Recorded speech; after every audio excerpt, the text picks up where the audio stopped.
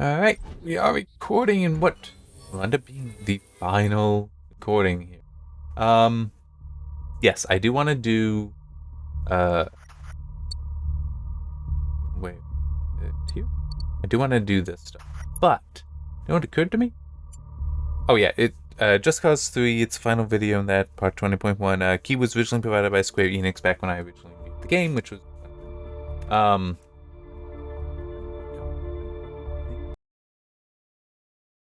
yeah. I had looked up previously what the fastest car was, and also boat, that's where we're going.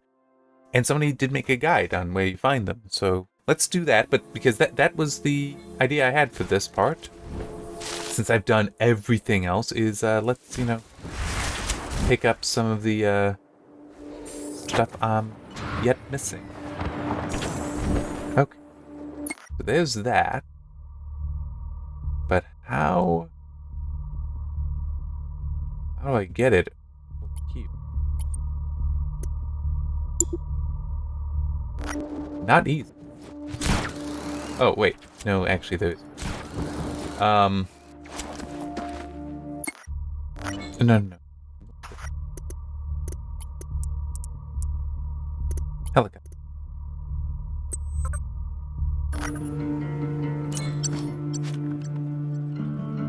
I can just carry it there. But yeah, supposedly that's the fastest in the game, but I have a feeling the loot is probably faster.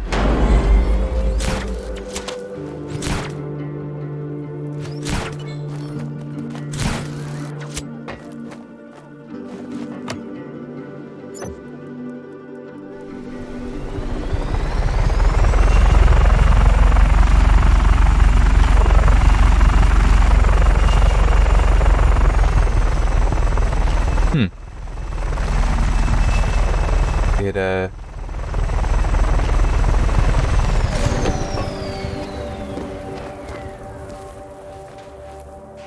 trying to remember what it is to hang.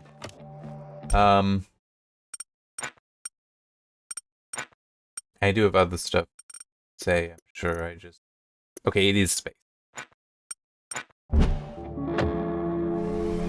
Looks like I need to be in the air and then tap.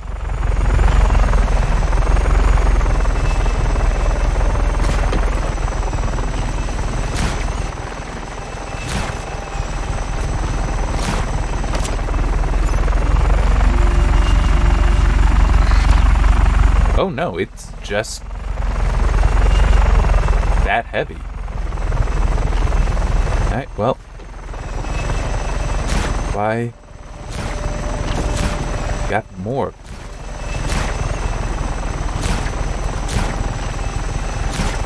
And I can also get, an actual cargo helicopter if I want.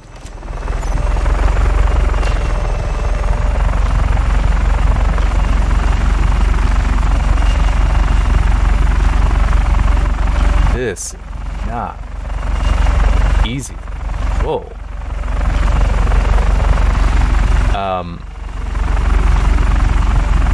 We're just gonna work on go up. This thing's swinging itself. So I am working on a review, but I don't really want to talk too much about that. I mean, even said in the review guide, hey, don't share stuff. It's like, okay, yes. Oh, jeez, I'm gonna lose this.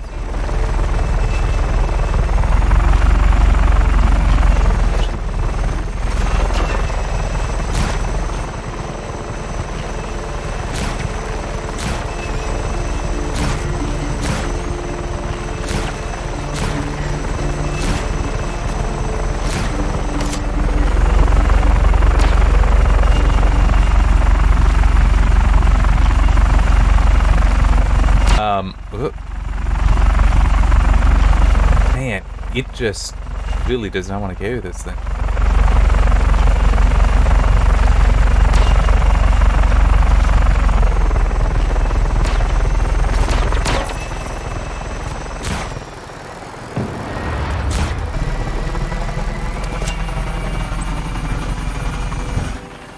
Oh well, I'm not gonna get that. At least not that way. Let's see if it actually came back. If it respawned for me already. It might be. I'm far enough away, but well, no, not really that far. Alright, we'll try the boat and the car. There we go. Ugh. And then come back. Okay, I see.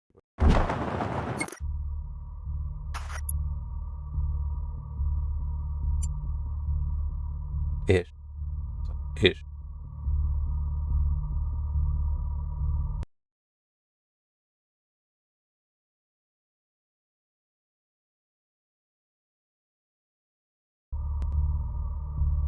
Wait. Yep. Oh. Fast travel's free at the moment, so let's take advantage of it.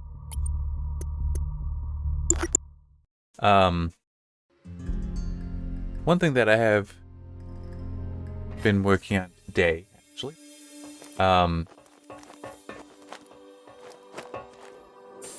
so that I can talk about, is with the whole server script stuff, the FFmpeg script.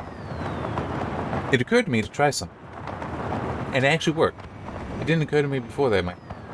So one thing that I talk about is re-encoding stuff to the Opus codec, audio codec. Just it's a fair bit more efficient. Move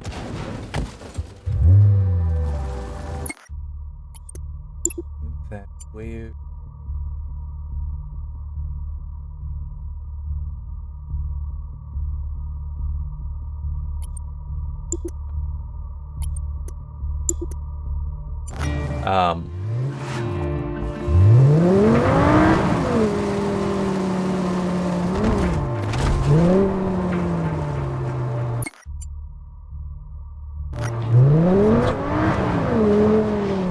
There it is. The road. Now one thing that I talk about in the article with regards to that script is that so Opus has one interesting design decision to it, and I can understand doing it. It's still a little weird. It looks like it encodes everything at 48 kilohertz, and yeah, it just encodes everything at 48 kilohertz. So most music, though, that you listen to is 44.1, so it needs to resample to 48 kilohertz. And one of the pieces of metadata that can be set with an Opus file is what the original sampling rate was. If you use the FFmpeg Opus encoder, what the heck did I just blow up? Anyway, that doesn't do it. It always sets the original that source, the input sample rate to 48 kilohertz, which is correct. And some decoders will actually, when decoding, do certain tricks to try to hide any aliasing artifacts that could come from resampling from 44.1 to 48. So what I found is if you pipe it into the official Opus encoder, it will actually maintain that info. Well, doing that, it's like, okay, that's great, except that the output from it would sometimes have a lot of overhead. But I found that if you remux it with FFmpeg, that gets rid of the overhead. Yeah, so it's like FFmpeg pipes into Opus encoder. The Opus encoder file is then taken by FFmpeg and remuxed into another file. What had not occurred to me previously to investigate, but I thought to do today, and I was like, oh, this actually works. Neat. Is you can actually pipe from the Opus encoder back into FFmpeg. So there isn't that intermediary step. I haven't updated the file on GitHub yet. I'm recording this Tuesday. I'll see if I get it up before then. But nothing, and I'm investigating this more so, and it's a bit more complicated. The Opus encoder in FFmpeg, when I do the video re-encoding with X265 and Opus for the audio, I normally just leave it set. Yeah, use variable bitrate and go. Well, I was looking at some stuff and I noticed some things like, that's not right. The bit rates I was seeing when inspecting the files in Jellyfin was showing 192 kilobit for stereo. That is kind of overkill from my end. It's certainly not variable bitrate either, because I was consistently seeing it as 192. So I did some checking, well, some experimenting, and if you pass it a bitrate in -B:A, because it's the audio bitrate, in FMPEG, it will then set that as like a target, so it tries to keep the bitrate around that, but it will still vary the bitrate up and down if it needs to. The Opus encoder has the same behavior. So I'm probably going to be updating that script, actually both scripts, the multi-track one as well, in order to incorporate that, because it's like, yeah, I don't need 192. I mean, 96 is what the Opus encoder uses as the default target bitrate. I may set it to like 128 for a stereo pair. And then 96 for mono channels, which would be like the center or the subwoofer. Yeah, that's not sure. I will think on that. It'll be easy enough to change anyway. But it was also, I don't remember what it was I was looking at, but looking at the bitrate, the audio bitrate for something that's like, for a multi-channel, like a 5.1, it's like, that's insanely high. There's no reason it should be anywhere near that high. Yeah. Yeah, so I figured out how to... I've already written it up, and it's actually running right now on the test system. It's until it finishes. Okay, you can say this.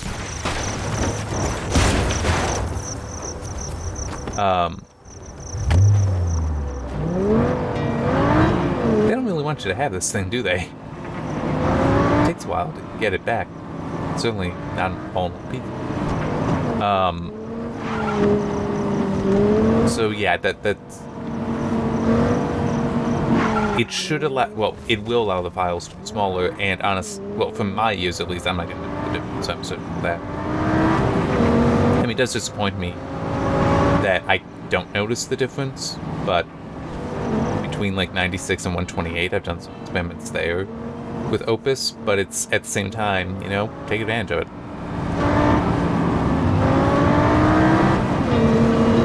I mean, I do still appreciate higher quality, and it is also, I mean, unfortunately, I don't really get to listen with my nice headphones. Like, I'm using them now because they are the most comfortable as well, but they are my actual studio quality. Most of the time when I'm listening, like on my nice media player, that is, they're not as good of headphones, but that's okay, because they're meant also for Bluetooth, so I can, like Zoom calls, I use that for, but they have a 1/8" port in there as well, which is something I very much wanted, so that I can just, you know, plug it in and listen. Always called me a rebel growing up.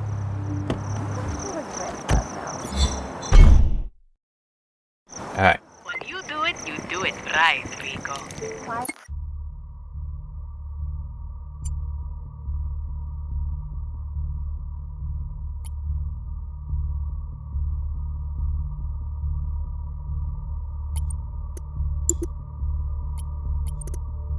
I'm gonna try again for the boat. It's not gonna be easy, but I do want to try getting. I think I'm gonna have to drag it, though, is what really...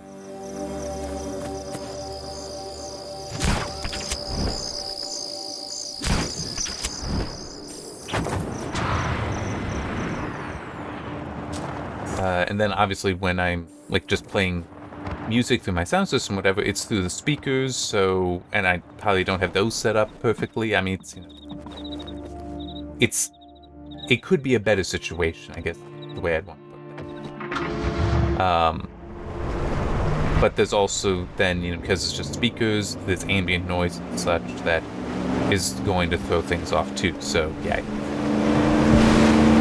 I'm not too concerned about imperfection in the audio, that it's like, oh, but I have to have the high bit, and no,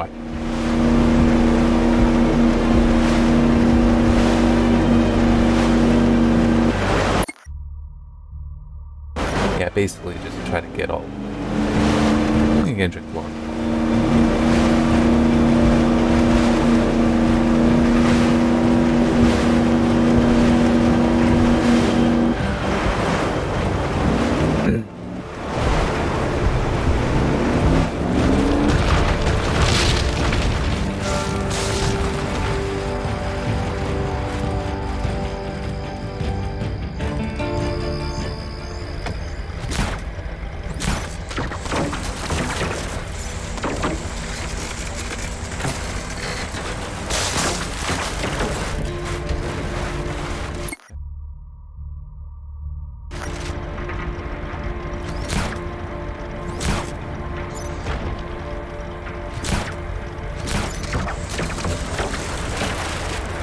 Oh wait, would that be taking the kill?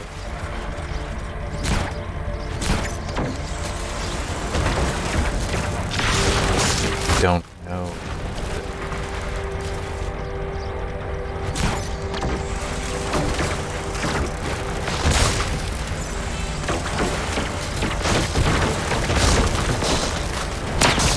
At least I'm not seeing clear damage.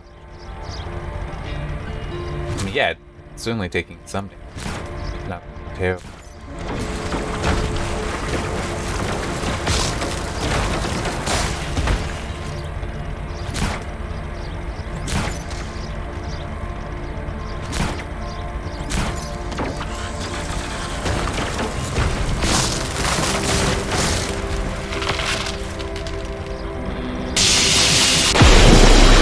See if this. Okay, so I can clear this out some also.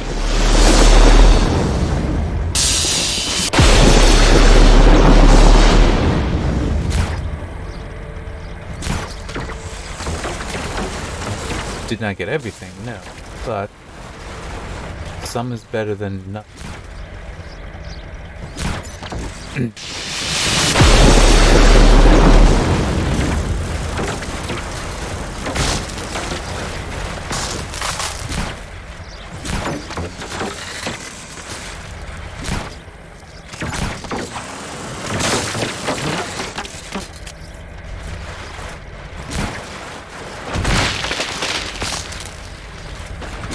It would be nice if I could see.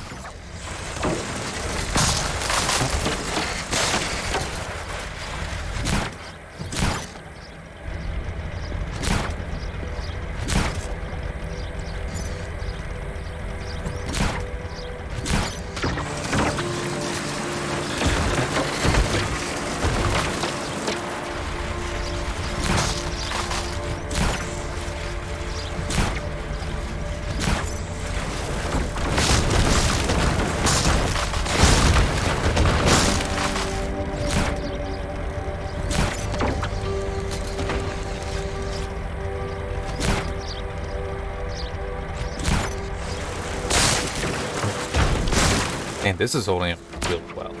All things considered.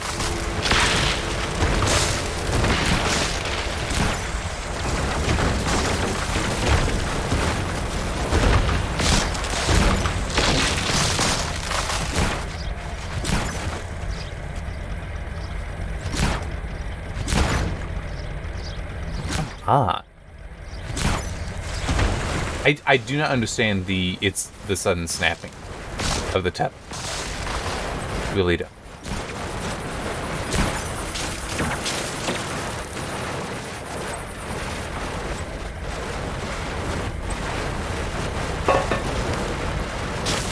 I don't want to be knocked off of it.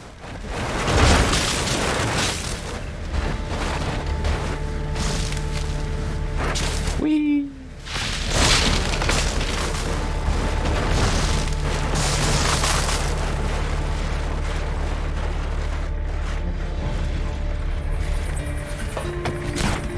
Alright.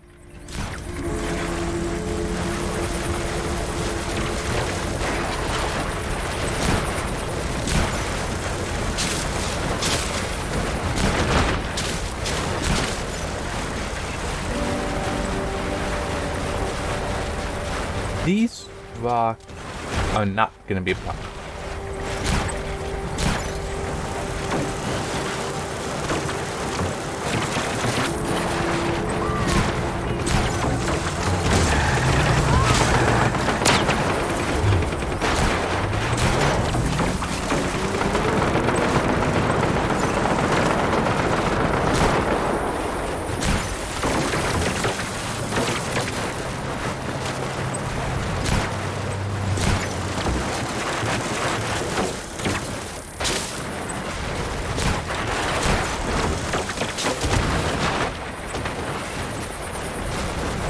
getting there. We're getting there.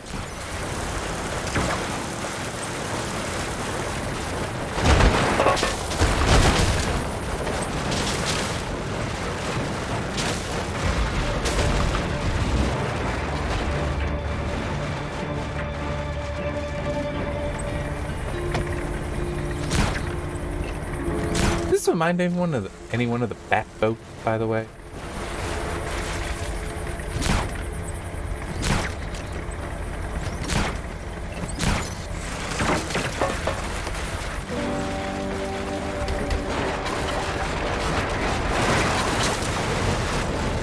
And we are good.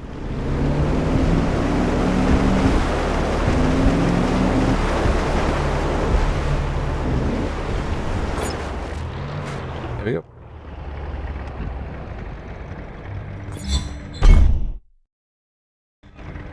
Alright.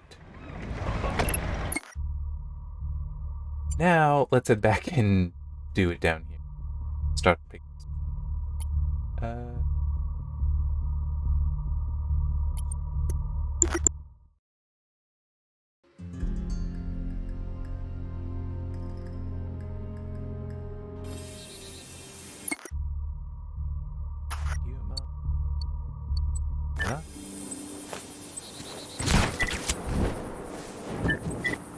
He spends more time in the air than on the ground.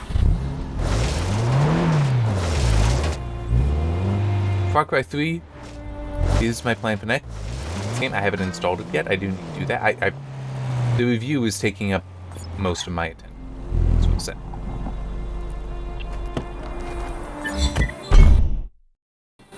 Okay, we can drop this car anywhere you like from now on.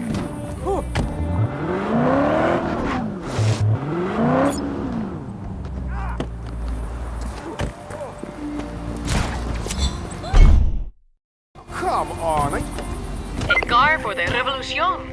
I'm sure you'll do great things with it, Rico.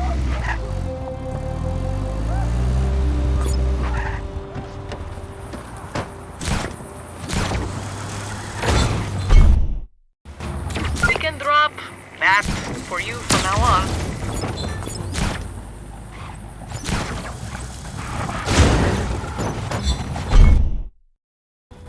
Okay, we can drop this car anywhere you like from now on.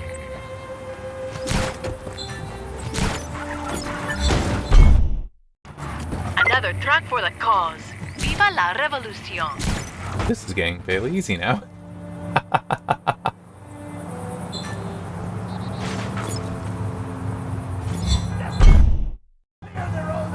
That's a nice car, Rico. It's ready for drop now. Just say the word.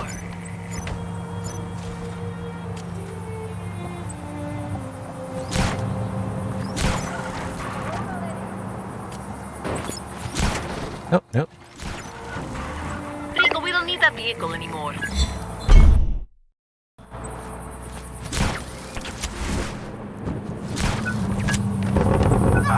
Oh no, it is saying that I do have it. And it looks familiar, too, so...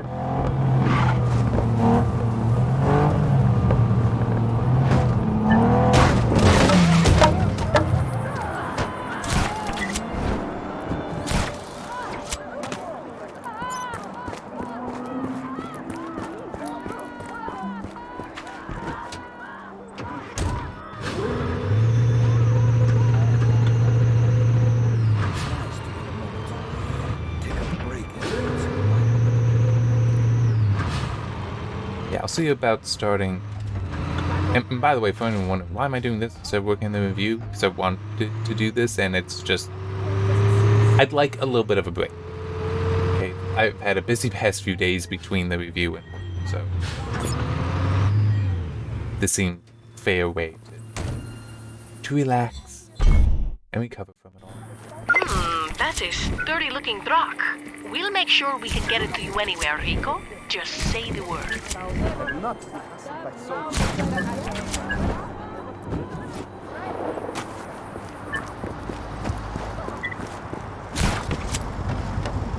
It's all yours, Savior. Thank you. Yeah, so I'll see about like getting Far Cry 3 installed. I just need to check a few things. for it.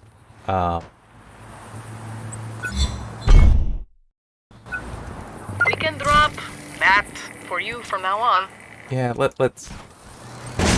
Okay. This. I'll just put this right here.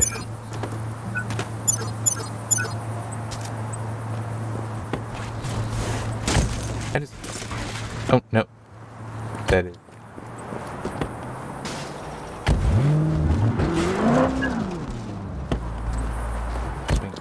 Get him out. You've already brought us that vehicle.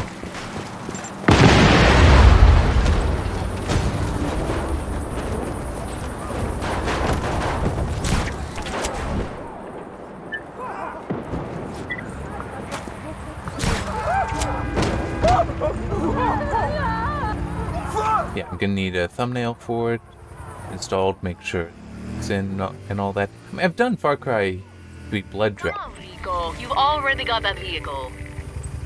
Not this one, it says. Cool bike, Rico. Now we can drop one for you whenever you ask. Rico, we found a collaborator. He will be picked up in a limousine. Oh, that whole sentence made my skin crawl. Hijack that limo and pick up the traitor so we can dispose of them quiet.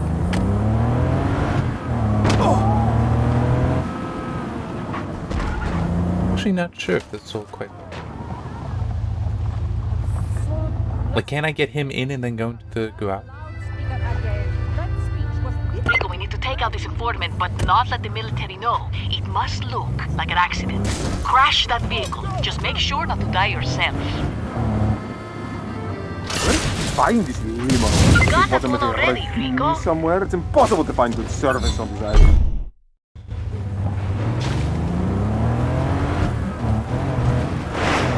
Well done, Rico. One less collaborator and our spies are safe.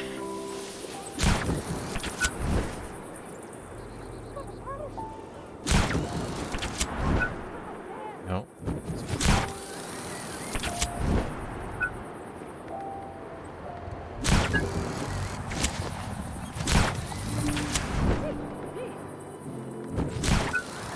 Nope.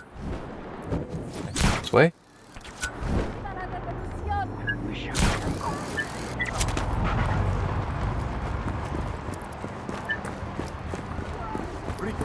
Bless you. Help! Anyone! I know. I'm just trying to think of the say concerning eventual move to Far Cry. Not really. I mean, it's like I want to make sure that I can play it in borderless window.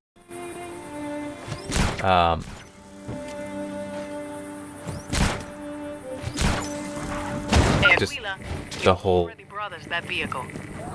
you know, in case anything goes wrong. And it is old enough at this point that I would be concerned about just there being weirdness.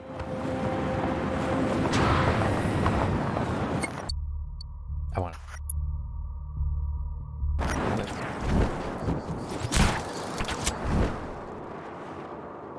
Yeah. This should come forward.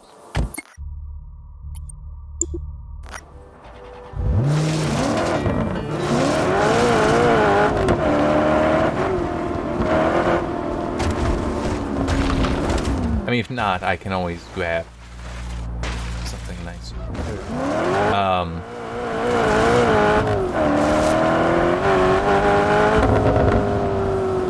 I don't remember how long Far Cry 3 is. I'll look that up too, but I'm not.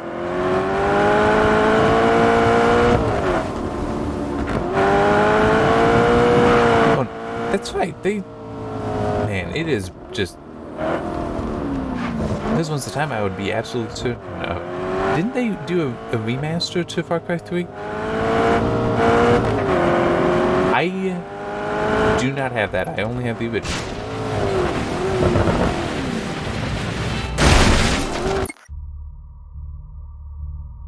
The other one is there. I got picked up. That. Oh.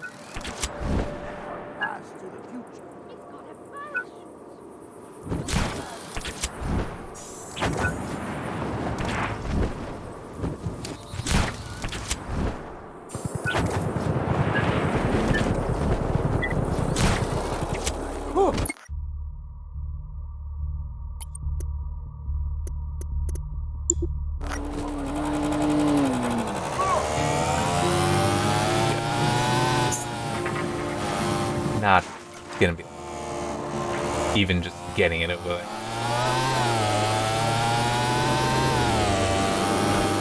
Middle of a revolution, but if you like it,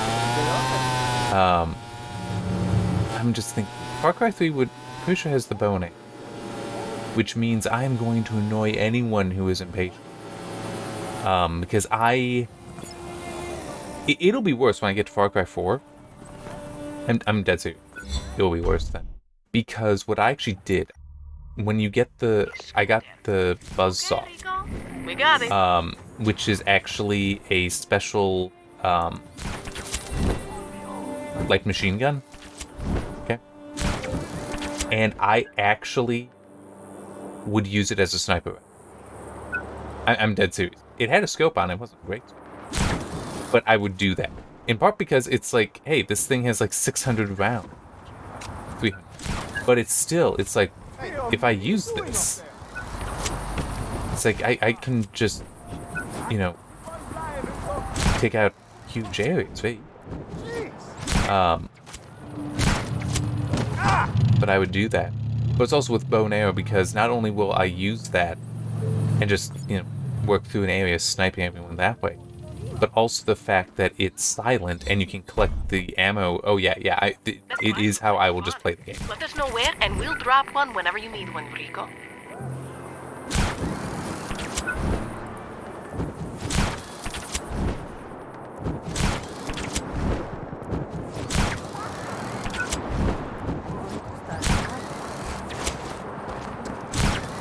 Watching me play Left 4 Dead would probably be beautiful.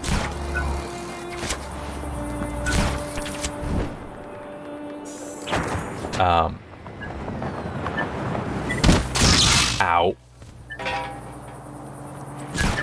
Because I will, and I have, like, gone through campaign in Left 4 Dead 2. It's not expecting that.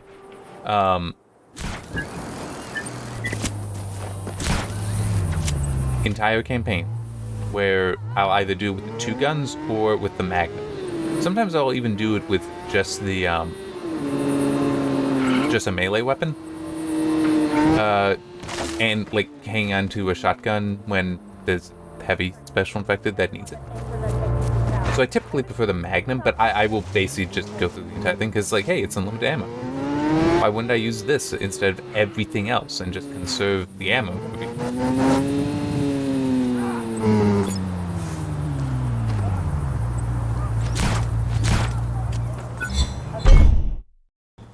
That bike looks like fun. Let us know where, and we'll drop one whenever you need one, Rico. There's a lot just outside. The armored truck that I saw going by this way, I don't think I have. Now, it's already despawned, but it still is a work way.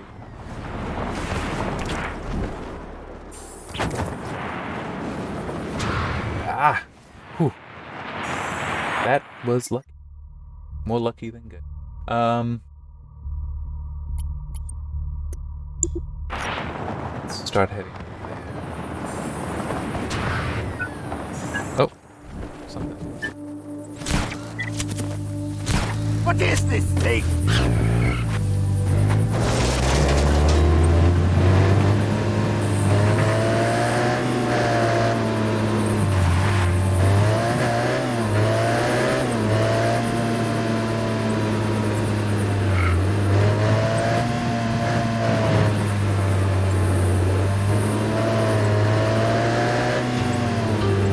Oh, one thing though, when I was looking, what did it say?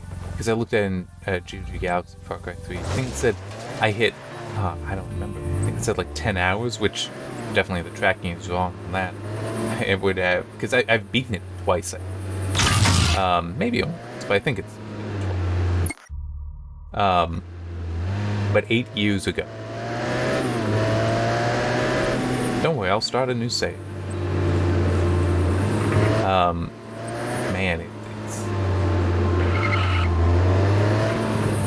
it is weird at times to think about some of these games being that old.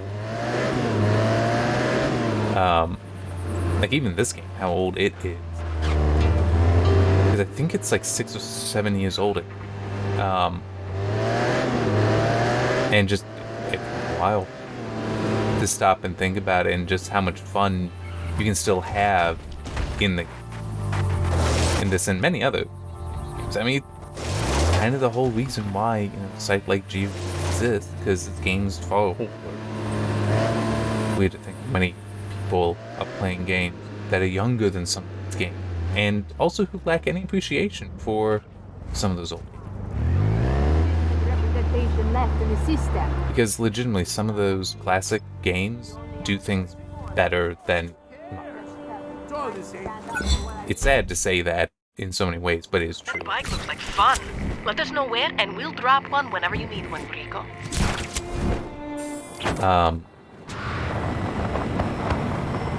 The best example of that I can think of for a modern game, and it's also a game the modern game I didn't care much for, but so it's, you know, I'm gonna have issues with it regardless. Is a MechWarrior 5, and you compare that to a game like Starseed, which is also a mech-based game, but you had, and I know I've talked about it before, but you have in there shields. You don't have shields or any way to recover out in MechWarrior 5. It's like, this is a game that released, what, a few years ago now? What are you doing? And yet it doesn't have shields, but you can have like hour-long mission where enemies continuously are dropped in. I mean, it's absurd. I'm sorry, that really is bad design, in my opinion. Really and truly. Part of the reason why I at least put in the notes, I think I actually did put it in the review. That's like the whole tagline of become a legend. It's like, I became that very quickly.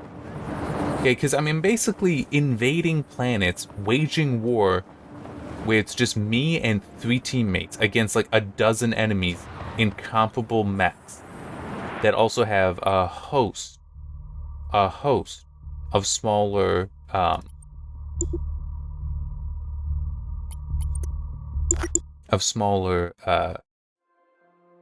enemies helping them, tanks and such helping them, and I'm still winning. It's like, I'm already a legend. There's like not even a debate there.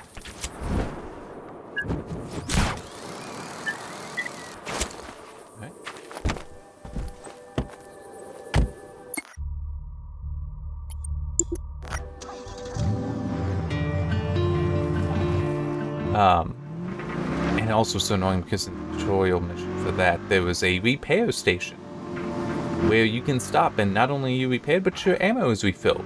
Never again used, at least not that I ever saw, and I put in, I know, over 20. I want to say I did like 40 hours. I don't know. I don't remember. It was a substantial amount. It was deep enough into the game that not running into those means that they're not there. I mean, it legitimately was that deep. Anyhow. But in Star Siege, you have shields.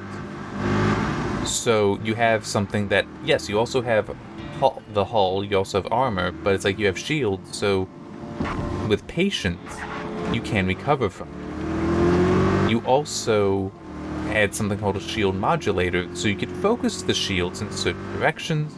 If you lock on to, well, you can focus the shield forward or back, but you can also lock onto an enemy, and it will then turn the shield so it focuses in their direction.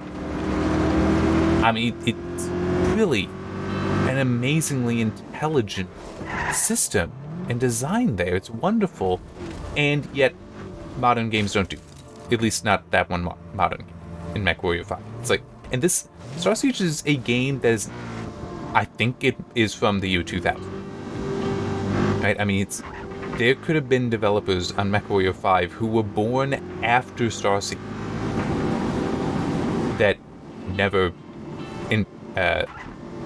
put something like that in the game that I at least to my knowledge. Now, true, once I finish the review, I've not touched the game. I did not enjoy it enough to spend more time in it. Certainly not like I spend time here.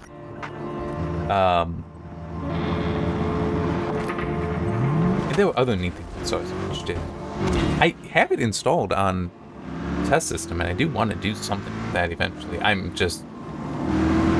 It's one of those things where I have enough to do that I don't want to put more on my plate, but it's also amusingly one of those, if I just take the time to get started, I'll get it done quickly, and then it's like I'm done and I'll feel great that I've achieved it. It's really okay, I'm going to do this today, and, well, it might take more than a day, but it's like, I'm going to do this today, and then I get done, and it's awesome kind of thing, versus putting it off to do other things, including other things that can be multiple days. Or weeks. Or longer.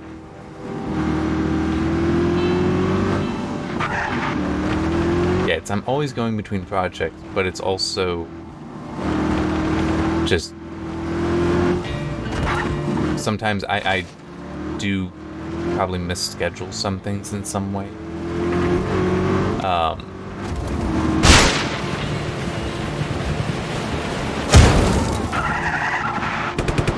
Alright.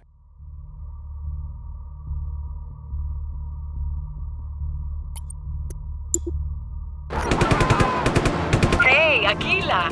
Ready to swoop down and free some of your comrades? Nope. A nearby truck is transporting prisoners out of the area. Free them.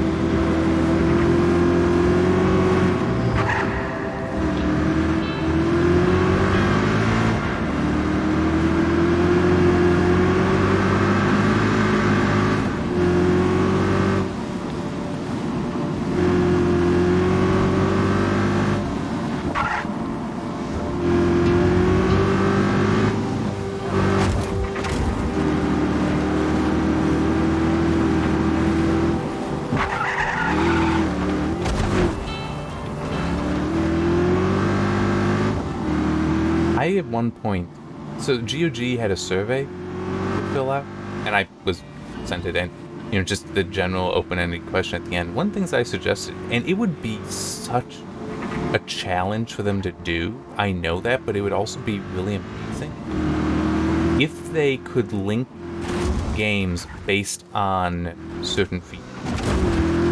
So, like the Star Siege one, if it would share with you other games that also share, like, the a similar shield system, or if it were yes, this game did in fact inspire this game. Did leave some inspiration for this game. It's like stuff like that would be really awesome. Didn't even realize.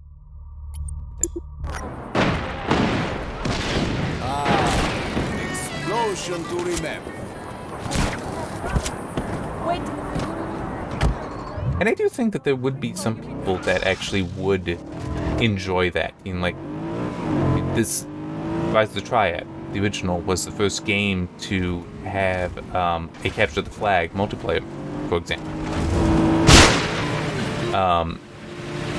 So it just would be interesting to offer that as kind of thing that's like, yeah, you can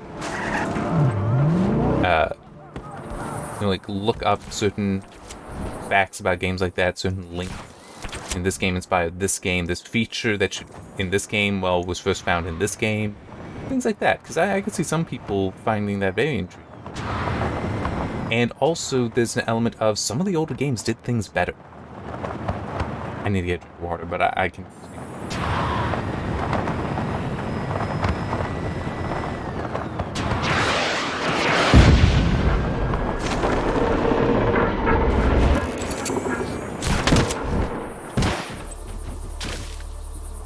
I don't know why I do it. I just know that I do it. And by the way, these are kind of small. I remember when seeing a tractor trailer pulling a transporting one of those blades, and yeah, those are what I was seeing was big, and this freaky part was compared to other blades you can find today, what I saw that day was small. So another game that I I do have it on GOG, in fact, and it is installed, but you do need to do some things to get it running best. Is Pax Imperia eminent domain? It is a classic 4X game, but it did something that I can't think of any modern game that has done it, and done it that well. I don't even think done it. And it's interesting because of the whole, it like nailed certain things where it's like, it has the depth that should be there, but does so without overcomplicate.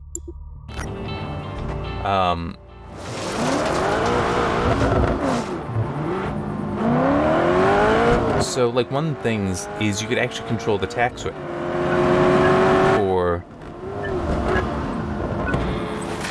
for your empire.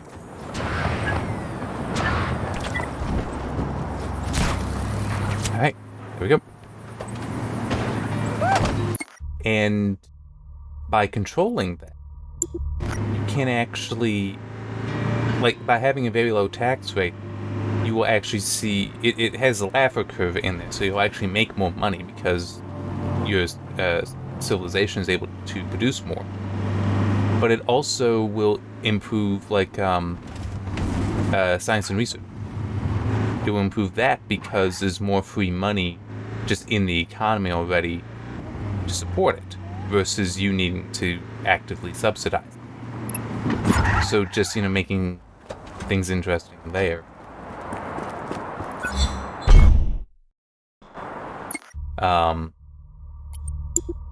But it also had something else, that it is one of those... We'll make sure we can get it to you anywhere, Rico. Just say the word. It's one of those... Don't get me wrong, I enjoy Galactic Civilizations 3 and 4, though I need to put more time into both of those, really. I'm trying to... Anyway.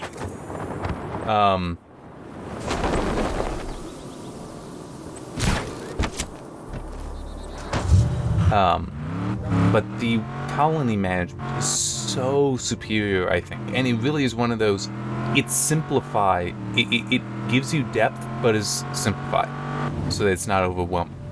And I mean, I get the whole tile system that's used for, oh, you have to strategically place things on the planet's surface in GaussCiv 3 and 4. It's like, I get that. I get that, and why you would do that. But at the same time, it's also a... Planets are freaking big. These things that you're putting down are like, you're putting down a building. Planets should be able to have a great many buildings. Why are you telling me I can only have one? Or why are you telling me that there's only room for like 16 buildings? It's like, this doesn't make sense. Well, with Pax Imperia, you basically only have one colony on it. But how it's actually presented when you zoom in on it is it's 4 buildings that, as you advance technologically, and so they can be developed further, built up further, they're literally built up further. They become skyscrapers. So there's one for the economy, one for the population, one for science and research, and one for manufacturing. And just they will become taller and taller. And it's a very simple design, but incredibly intelligent, because it presents you with everything. You still need to control what is built, but you do so by just unlocking stuff by the research. Oh, also, here's something that's going to blow some people's mind. You can actually research more than one thing at a time. I know, that is such a wild concept. It's like, this is legitimately a game that could be older than developers on GaussCiv 4.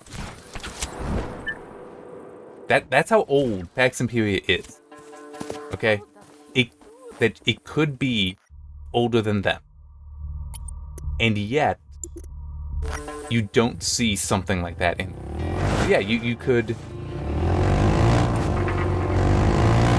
And you could also queue things up, so it actually go from one...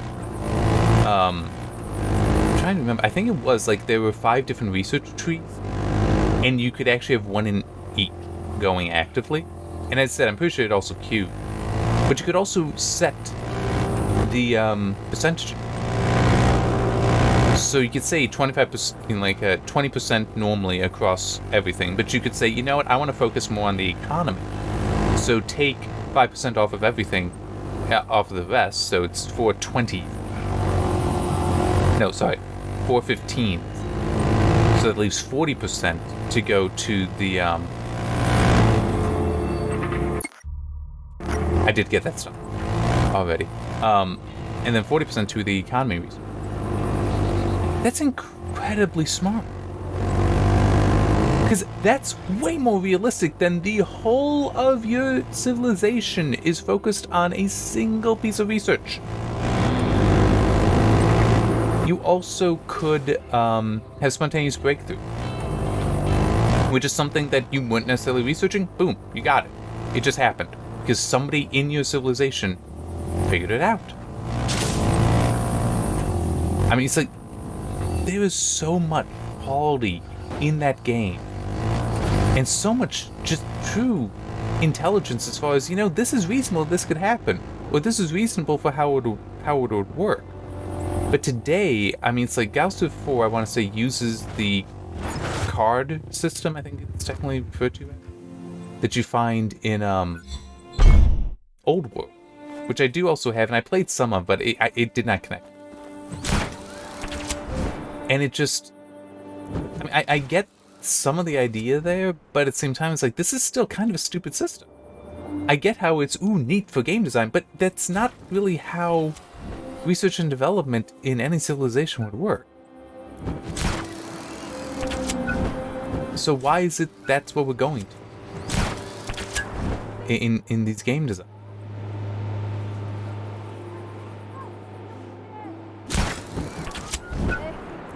But yeah, I do believe that there are a number of classic games. Not necessarily, I mean, it's not going to be true of all classic games, sure, but there are some standouts where it's like, if you were to apply some of the design from those in modern games, I do think you would find that you would have superior games. But it's just, some games, they're older than the developers, so they may not have been exposed. It's like Pax Imperia, Star Siege, and several others. I grew up playing them. Rise of the Triad. I should not have been. Should not have been playing the game, but I was. And I don't know how to get there.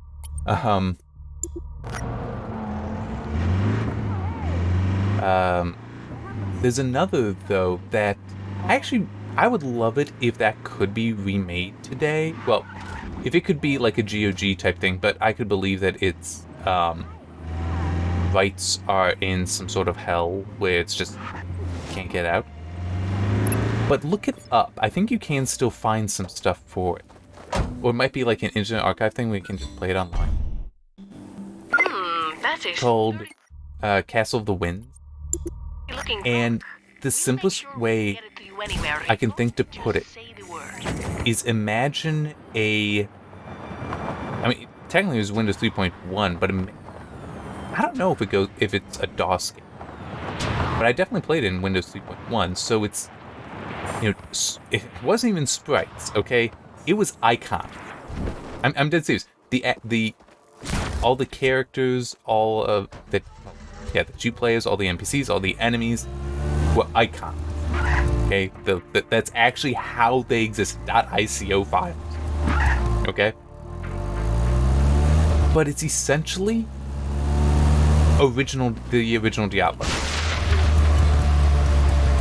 Like that is more or less, I think, how you should think of its design. And it was fun. It genuinely was.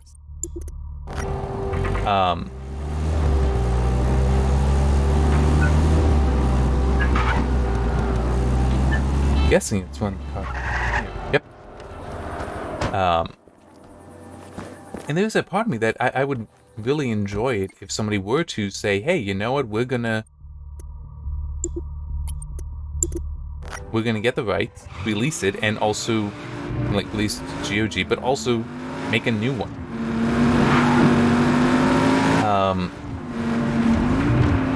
But yeah, I mean, it just... It's like one thing that stands out to me is you could actually, the way you...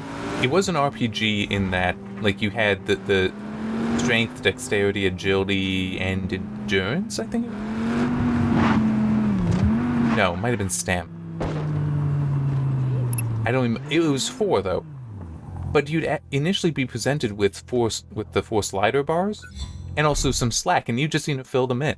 Oh man. You just fill them in with... Might take one of these We'll fill for a them up ride with how much you want.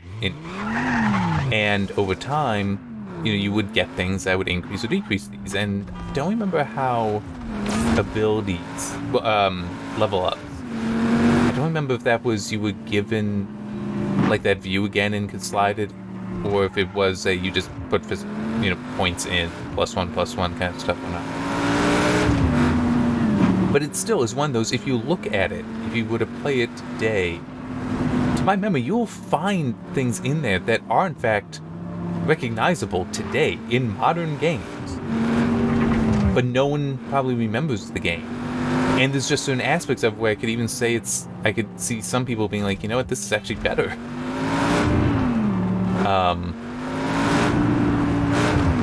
Maybe not that. Maybe not seeing it as being better. But it was a lot of fun. It was a fun game. The story worked.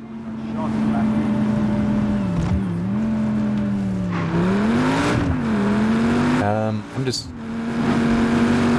It was also procedurally generated, by the way. Yeah, it was, dungeon crawler kind of thing. But it was procedurally generated. Each floor was generated as you went, though there was... I don't remember if the final floor was actually fixed or not. But there would be features in the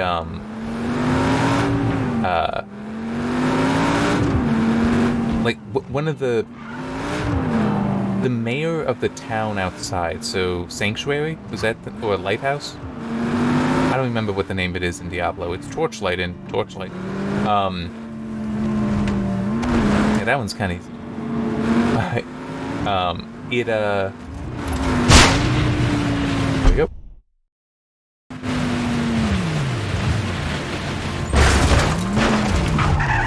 The mayor of it, his daughter was abducted, and you had the opportunity to help. Because if you can go in and get down, I think it's to the 4th floor fast enough, you can actually rescue her before she's sacrificed by the ogre. And I think it was actually ogres over there.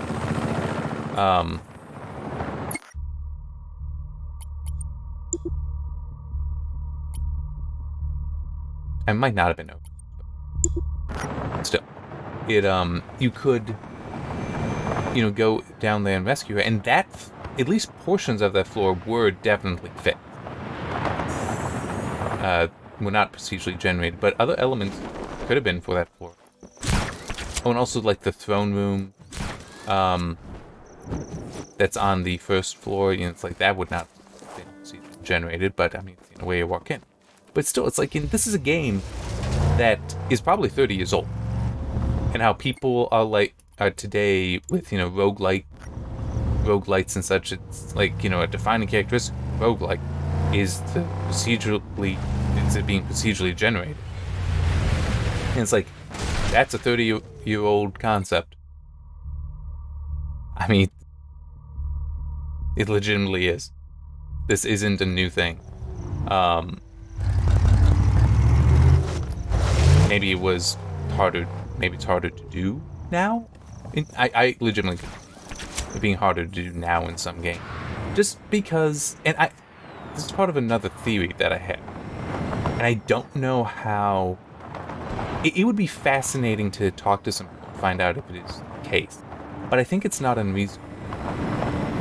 Back then, with like Castle of the Winds, Pax Imperius, Starseed, back then when those games were being made, they were being made by people that they weren't just, developing the game. They were developing the engine as well, including just how to have anything render. Okay, like these are the days before DirectX, before OpenGL. So if you wanted to have something rendered, you might have to be doing that all yourself.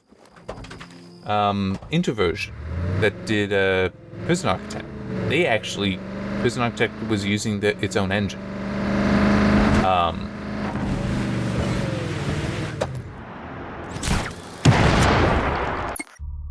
I did not trust that to go well. There's one I head over. It's weird that I didn't pick up anything, but maybe I just had that many. So let me actually look. How many vehicles I have left? Okay, no sports cars. Come on. So, okay, I know where to find those. Military cars, tank, sea vehicles. Yeah. Oh, I didn't realize I hadn't gotten those. That actually no way I can. Don't know why.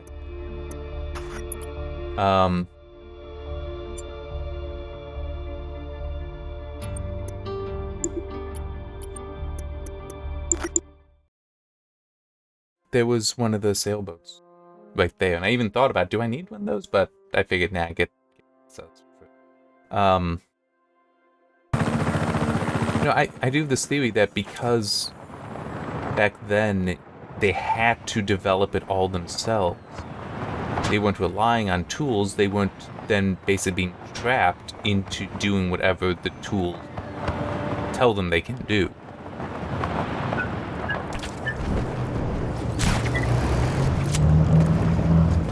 It's kind of like why I would try to convince people to use R over Excel.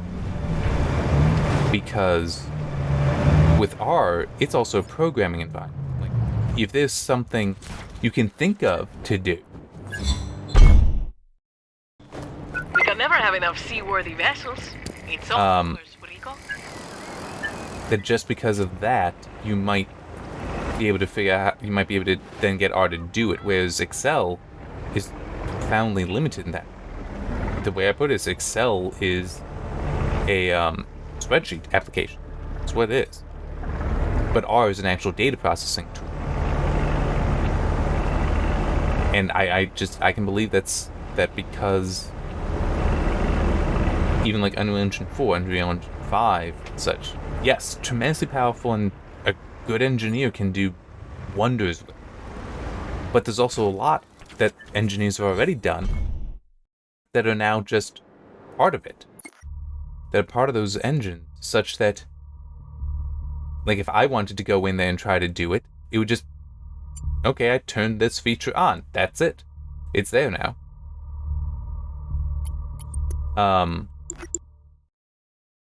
But it's somebody else's implementation. It's not going to be my implementation, but it's like, well, it's there, so I can move on.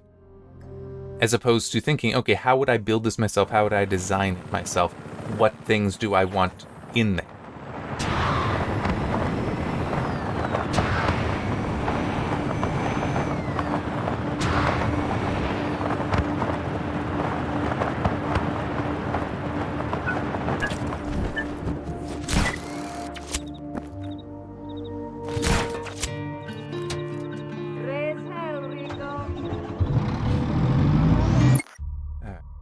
Where?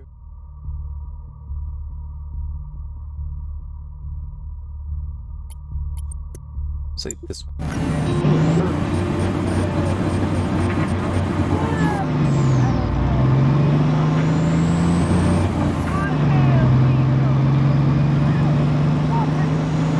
In a way, you might be able to call it's not a lazy. Well, no, it might be a mental. Certainly not an actual lazy. Because I would not call any developer that works on building up video games as lazy. I mean, there might be some that are, but I never as just a blanket statement. No. But a mental lazy. where it's like, this is what's presented to you, and you just start basically thinking inside the box instead of thinking outside the box. That's what I kind of mean. Back when you had to build the box, you didn't have a box, you had to make the box yourself, you would naturally be thinking outside of it until you've actually built the thing. But at that point, it's like, well, you're deciding what is in the box. So I feel that some modern games today, that's not what the thought process is. It's not thinking about, okay, well, how would we, if we were building this from scratch, what do we want in the box? Instead, it seems to be what do we have? What tools do we have? Okay, use them, and now we just, whatever within those tools. Which is also false, by the way, because a lot of, for some game, like Unreal Engine 3, I know some of the games will like this. Unreal Engine 3 was the base. But once you had that, once you decided you're working with Unreal Engine, you then start building your own tool on top of it. And in some cases, it may just be like, well, these are the features in Unreal Engine 3 that we care about. We don't care about those, so we're going to not include those. We're going to include the ones we want, and maybe change the interface, set certain defaults, things like that. But it is there would be some games that, I don't want to name the one I actually did QA work on for 10 years. But that was an Unreal Engine 3 game, the original. Which, true, that wasn't 10 years. I worked on the series. But, it's SDK that they released so that modders could do stuff. That was just basically their variant of Unreal Engine 3, where they put in the tools they needed and also took out the tools they didn't. That is part of Unreal Engine 3. But it is, I do believe that there is an element of too much thinking inside the box.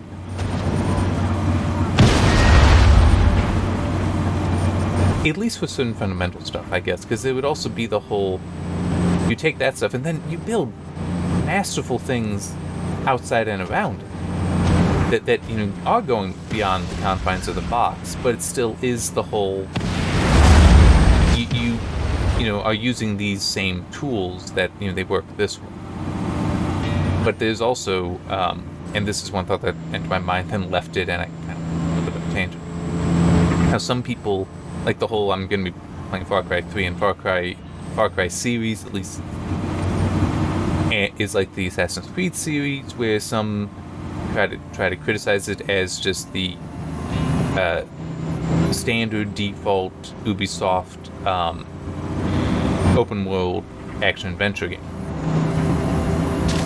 And they'll cite things like how the synchronization point is what they are in Assassin's Creed. I don't remember what they're called in Far Cry, but it is kind of the same concept in that it's, you go to a point, you do something there, and now you have basically vision over the entire map around it. You also had something like that in the Middle-earth Shadow game. Shadow of Mordor and Shadow of War.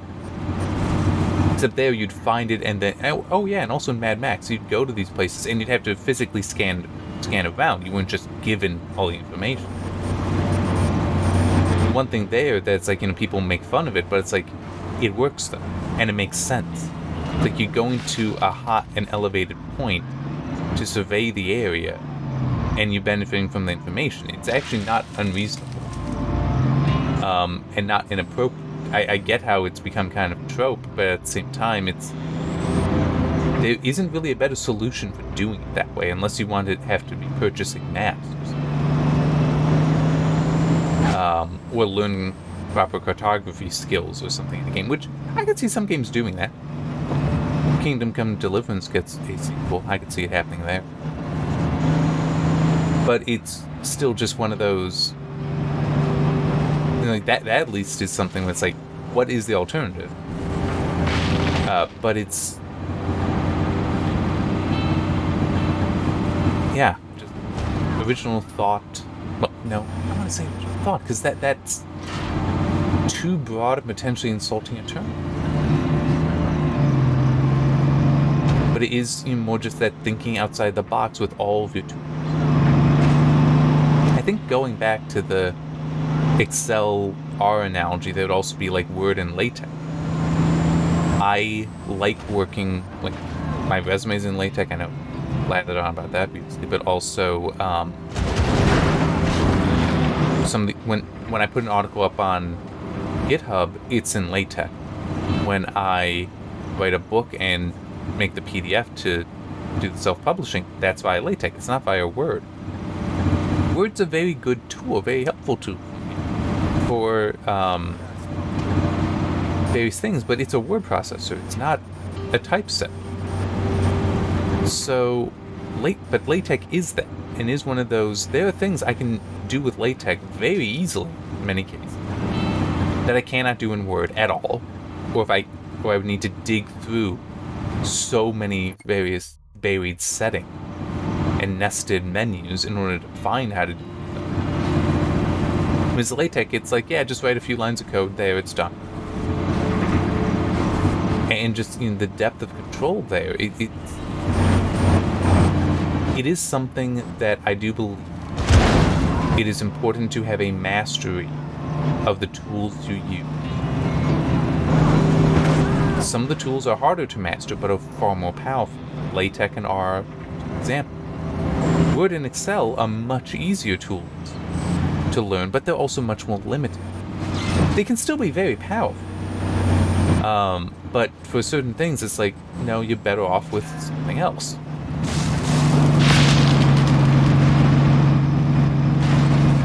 And it's also, it's actually on the phone. Oh, gee. There it is.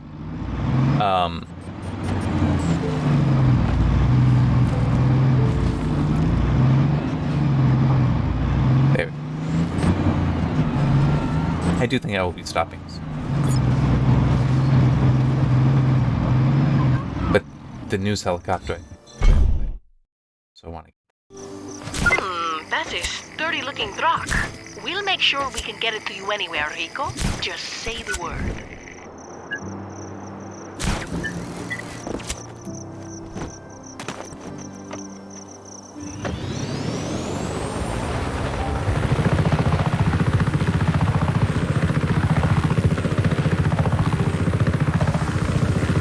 Come on. No. Up.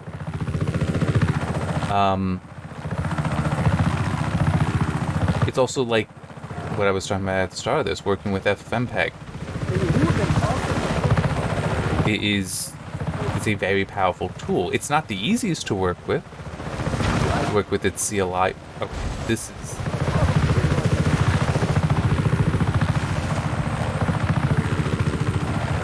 Wow, this is just painful to try to get. It's like the moment you try to turn, it's like, oh, well, I'm going to swing like a pendulum.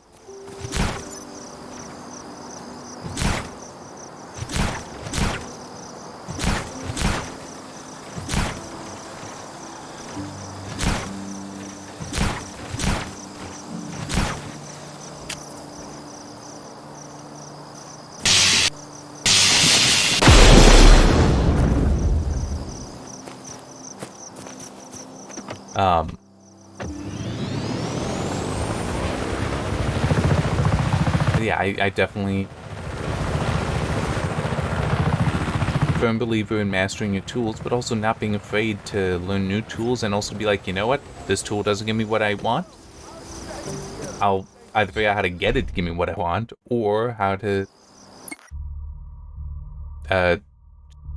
find a different tool that'll do it.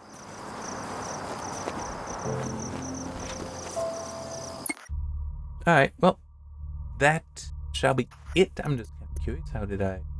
Yeah, do here? Huh. Wait, there's one plane? Oh, the seaplane. Yeah. I do not know. Well, actually I do know where one is. Because it was... here. At the end of the game, I did see... Anyway, I need to stop.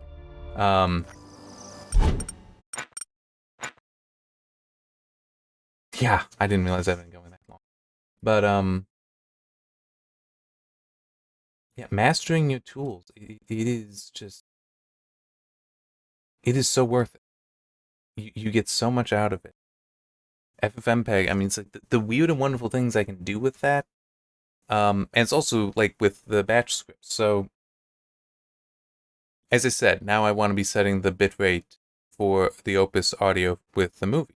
But the thing is that I need to be able to vary that based on the number of channels. And it's up on my television because I had the test system doing something. So I wrote a little function in there that if the number of channels is 8 or fewer, technically, set it to this. If it's 6 or fewer, set it to this. And it's like, and the out is 9 for 8 channels, so that's 7.1. That's 96 times 3, plus 64 plus 64. 96 for 3 stereo pairs, front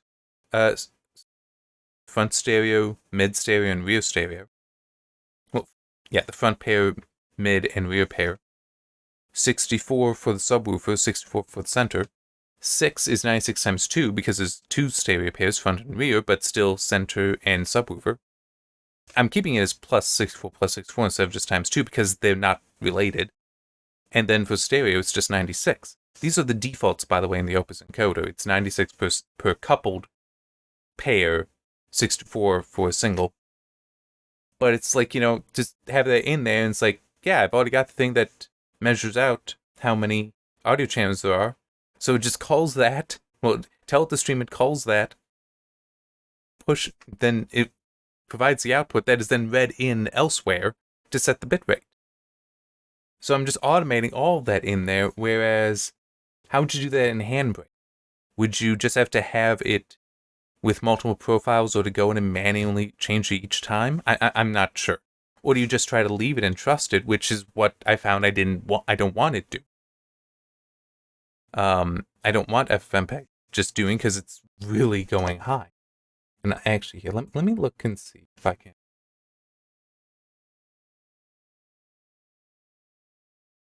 It might have been, but let me.